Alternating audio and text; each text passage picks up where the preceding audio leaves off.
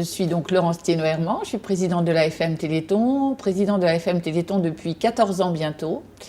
Mais je suis d'abord et avant tout une maman, puisque j'avais un fils unique atteint de myopathie de Duchenne qui m'a quittée quelques semaines après que je sois élue présidente de notre association.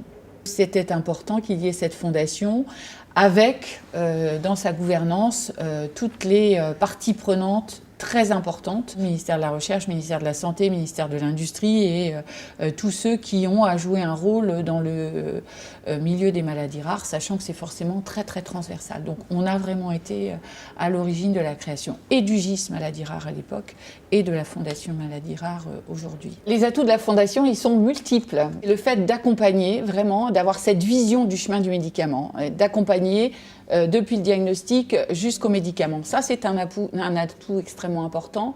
L'autre atout important aussi, c'est cette force en région, c'est-à-dire le fait qu'il y ait des équipes ou des responsables régionaux qui soient en capacité d'identifier, parce que d'abord ils ont la compétence pour cela, d'identifier avec les experts sur le terrain, notamment scientifiques, d'identifier les pépites qui vont devenir des preuves de concept et les médicaments de demain.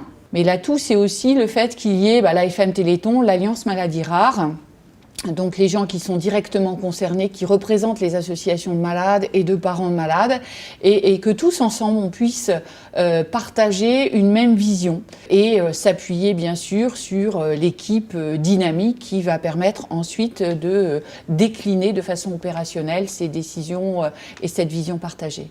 À l'avenir, pour la Fondation, je pense qu'il y a sans doute des structures ou des mesures qui doivent émerger du PNMR3 que la Fondation a toute légitimité de porter et que ce doit être un acteur majeur, justement, la Fondation Maladies Rares, dans le cadre du plan national Maladies Rares numéro 3.